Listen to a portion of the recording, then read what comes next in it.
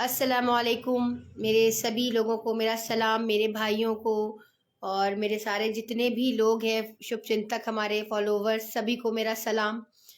जैसा कि आप सबको पता है कि अभी इस वक्त मैं लाइव आने वाली थी। मैंने आप सारे लोगों को अपडेट कर दिया था कि मैं लाइव आ रही हूँ।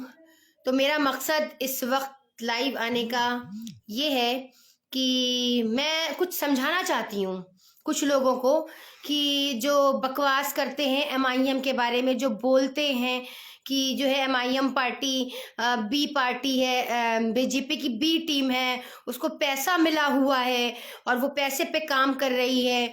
तो मैं आपको ये कहना चाहती हूँ, अरे नादानो, किस तरह के इल्ज़ाम लगा रहे हो।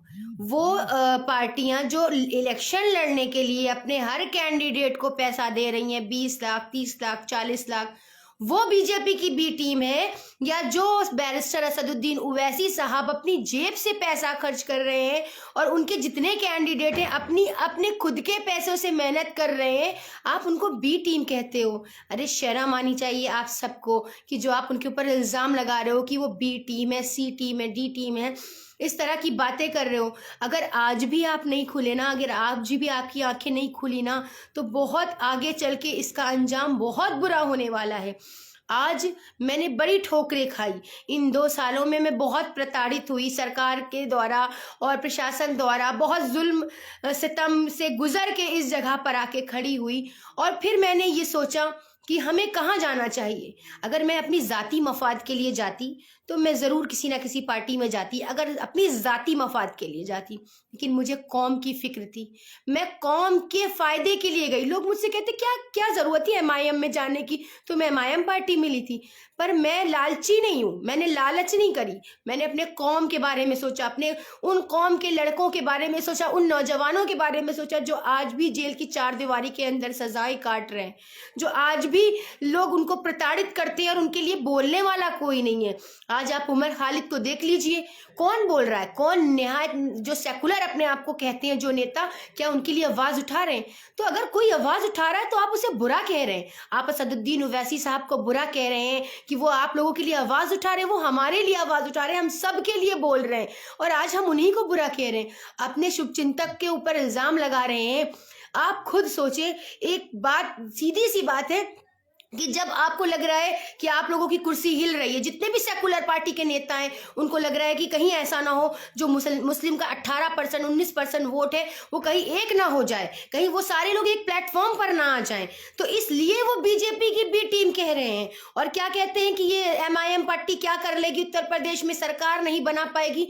तो सुन लें, अगर सरकार नहीं बना पाएगी तो हमारे बिना भी कोई सरकार नहीं बना पाएगा, हमारे वोट के बिना भी कोई सरकार नहीं बना पाएगा। आज हमारी एमआईएम पार्टी गठबंधन करने के लिए कह रही है, सबसे बोला, चाहे वो कांग्रेस हो, चाहे वो सपा हो, चाहे वो बसपा हो, लेकिन ये करने के लिए तैयार ही नहीं है। ये कहते हैं हम गठबंधन नहीं करेंगे एमआईएम से। क्यों नहीं करेंगे? मैं सवाल करती हूँ आपसे, आप गठबंधन करने के लिए क्यों नहीं कहते? इसलिए कि जितना मुस्लिम वोट है वो सारा एमआईएम को मिल जाएगा और आप तो फिर खाली हाथ रह जाओगे। तो इसलिए आप उनसे मना कर रहे हो कि गठबंधन नहीं करेंगे और फिर ये कहते हो कि बीजेपी की बी टीम है। जब इंसान खुद आपके पास कह रहा है, चल कर आ रहा है कि आप से गठबंधन करने के लिए, टाई अप करने के लिए, तो आप क्यों मना कर रहे हो? वजह बताओ, इस बात की वजह क्या है? आपको एतराज भी है मुस्लिम से कि कहीं ऐसा ना हो हमारा हिंदू वोट नाराज हो जाए, अगर हम टोपी दाढ़ी वाले इंसान से टाई अप कर लेंगे तो हमारा हिंदू वोट नाराज हो जाएगा। जब आपका हिंदू वोट आपको इतना अजीज है तो हमारा मुस्लिम वोट लेकर क्या करेंगे आप?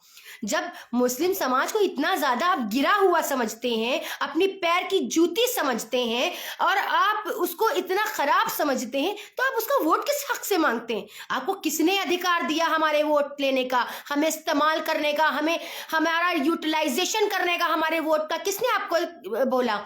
अरे उससे अच्छे तो आप, सबसे अच्छे हमारी कौम में ना कुछ लोग ऐसे हैं ना जो जानबूझ के बैठे बैठे दलाली कर रहे हैं और बोल रहे हैं कि जो है कह रहे हैं बीजेपी की बी टीम है, जो बड़े बड़े लोग बैठे। मैं उनसे कह देना चाहती हूँ, अरे आपसे अच्छे तो वो हमारे दलित भाई हैं जो अपनी बहन जी का सपोर्ट करते हैं और एक प्लेटफॉर्म पर आके अपनी 20 से 30 या 10 5 जितनी भी सीटें निकालते हो, अपनी सीटें निकालते हैं तो हमारी बहन जी जिससे चाहती हैं उससे गठबंधन कर लेती हैं। लेकिन आज हमारे कौम को क्या हो गया है? आज हमारे समाज को क्या हो गया है? क्यों? अगर आपको लग रहा है कि एमआईएम सरकार नहीं बना पाएगी, पर एमआईएम सीटें तो लेकर आएगी। जब हमारी सीटें आएंगी, हम मजबूत होंगे, तो ये सारे खुद आएंगे चल के हमारे अपने पैरों के बल हमसे बोलेंगे कि हाँ ठीक है, हम आपसे टाई अप करने के लिए तैयार है। तो क्यों अपनी वजूद नहीं दिखा देते? क्यों अपनी ताकत नहीं दिखा देते? क्यों आप इतना परसेंट होते हुए भी आज खुद को मजबूर समझते हैं? आप ये सोचते हैं कि आपका काम बस हो गया बीजेपी को हराना। हमने क्या ठेका ले लिया है? सिर्फ हमारे समाज ने ठेका लिया और किसी से नहीं बोला जाता। और क्यों किसी से नहीं बोला जाता? कितने छोटे छोटे दल आए हैं उत्तर प्रदेश के अंदर लड़ने, यहाँ तक के मुख्यमंत्री जो दिल्ली में बैठे हैं केजरीवाल, वो तक आ गए उत्तर प्रदेश लड़ने। उनको तो कोई कुछ नहीं कहता। आप बताएं। और प्रियंका जी चल रही हैं जगह जगह उत्तर प्रदेश में, उनको तो कोई नहीं कहता।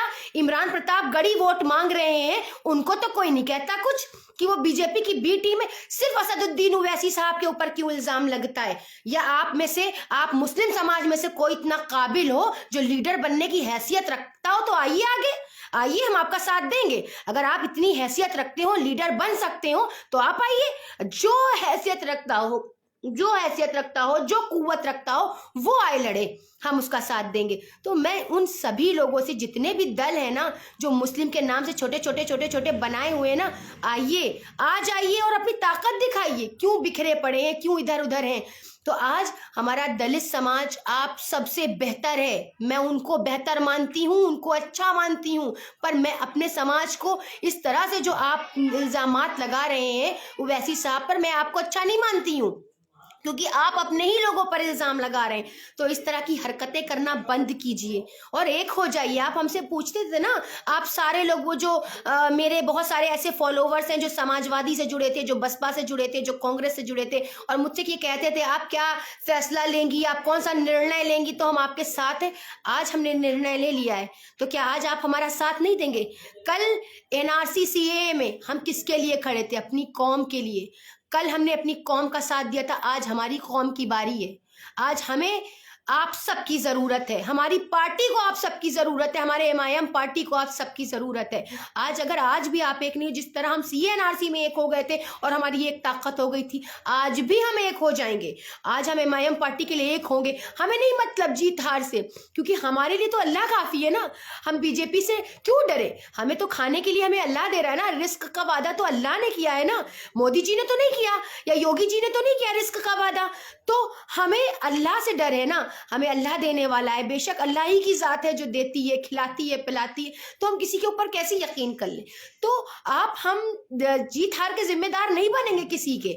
हमें अपना वजूद दिखाना है, हमें अपनी सीटें लानी है उत्तर प्रदेश के अंदर, हमें अपना उत्तर प्रदेश के अंदर मजबूत करना है।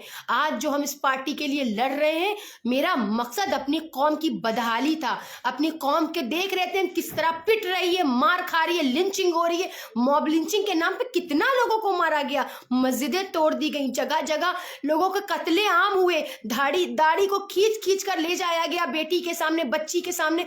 मैंने सब देखा। क्या आप सबकी आंखें नहीं थी? आज भी आप लोग को कौन सा सबूत चाहिए? क्या सबूत चाहिए कि ओवैसी साहब को कितना आप जो है खरा पसंद करेंगे, कितना वो आपके लिए खड़े हो जाएं? इतना बोलने के बावजूद भी आप उनको इस तरह से कहते हैं। शर्म आनी चाहिए। मुझे तो आज मैंने जो फैसला किया है एमआईएम में जाने का, मुझे लगता है मैंने कोई गलत फैसला नहीं किया। भले ही मुझे पैसा ना मिले, भले ही मुझे दौलत ना मिले, भले ही मुझे शोहरत ना मिले, मुझे नहीं चाहिए गाड़ी, मुझे नहीं चाहिए। मैं अपनी स्कूटी से चलना बेहतर समझती हूँ, मैं ठीक है, कोई बात नहीं, लेकिन मैं अपनी कौम का सौदा कभी नहीं कर सकती और ना ही इंशाल्लाह करूंगी। मेरे दिल में अपनी कौम की मोहब्बत है और मैं अपने कौम के लिए लड़ती रहूंगी मरते दम तक। आज नहीं तो कल ये हमारी कौम जरूर समझेगी कि एक बहन थी जो उनके लिए हमेशा लड़ी, शुरू से लड़ी, उसने आवाज उठाई, वो बोली अपने भाइयों के लिए।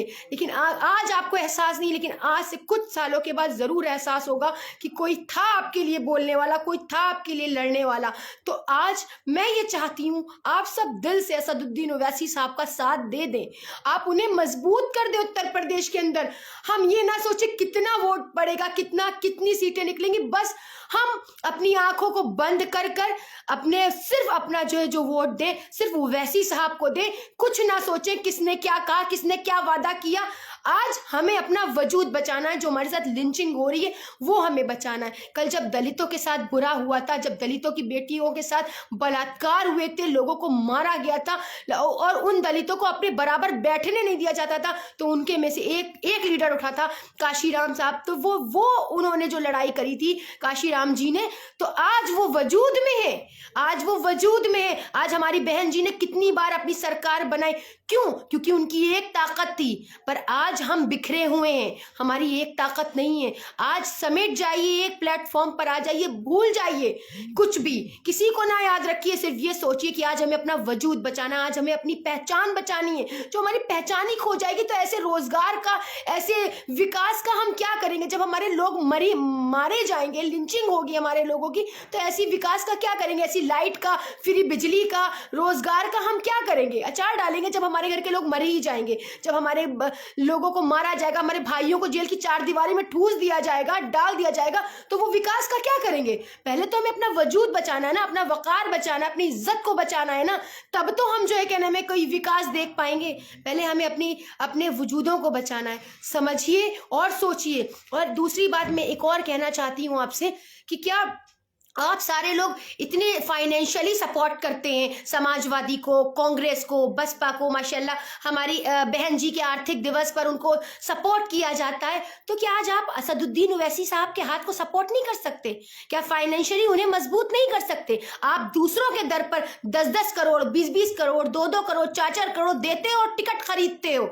शर्म आनी चाहिए आपको कि आपका एक भाई आकर आपके उत्तर प्रदेश में लड़ रहा है और आप उसे मजबूत नहीं कर रहे हो। हमारी ताकत कमजोर है, हम फाइनेंशियली भी हम कमजोर है, हमें फाइनेंशियली भी मजबूत होना है और लड़ना है और दिखा देना है कि हम एक ही हैं, हम अलग नहीं है, हम बिखरे नहीं, हम मुस्लिम समाज के लोग बिखरे नहीं है। हमें बिखेरना बंद करो, हमें लड़वाना बंद करो, और हम अब की जो हमारा इरादा होगा, हम एक होकर अपने ओवैसी साहब के हाथ को मजबूत करेंगे और हम बिना सोचे समझे सिर्फ अपने वजूद को बचाएंगे। विकास जब हम देख पाएंगे जब हमारा वजूद बचेगा, जब हमारे लोग बचेंगे, जब हमारे लोगों को डाल दिया जाएगा चार दीवारी के अंदर, तो कोई नहीं बचेगा, कोई विकास नहीं देख पाएगा, कोई बिजली फ्री नहीं ले पाएगा, कोई रोजगार नहीं ले पाएगा, जब हमारे लोगों को मार ही दिया जाएगा। आज हमारी आवाजों पे ताले लगाए जा रहे हैं, आज हमें चुप कराने के लिए तरह तरह की धमकियां दी जा रही हैं, पर मैं नहीं डरती हूं किसी भी धमकी से।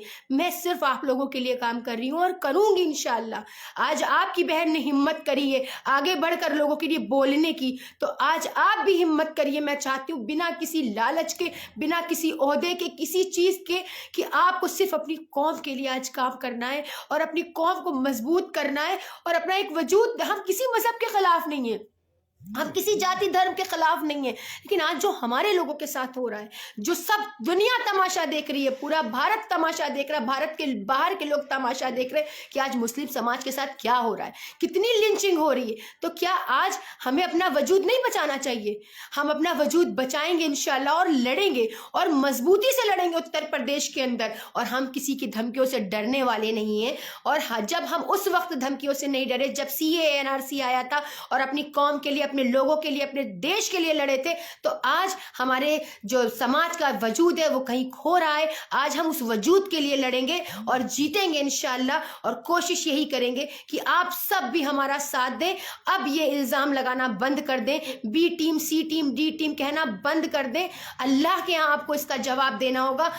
हम लोग ईमान वाले लोग हैं ना, हम लोग मरने का यकीन रखते हैं ना, हम लोग जन्नत और दोज़ख का यकीन रखते हैं ना, तो इसी यकीन के साथ, इसी अल्लाह के यकीन के साथ अपने रिस्क का फैसला भी हमारे अल्लाह करेगा। तो इस यकीन के साथ आए, एकजुट हो जाएं और एक प्लेटफॉर्म पर हो जाएं और दे दे ओवैसी साहब को वो ताकत, वो कुव्वत, और इंशाअल्लाह ताकि वो उत्तर प्रदेश के अंदर ज़्यादा से ज़्यादा अपनी सीटें ला सके और अपना वजूद हम जो कहीं खो रहा है वो बचा सके। शुक्रिया। जय हिंद, जय भारत।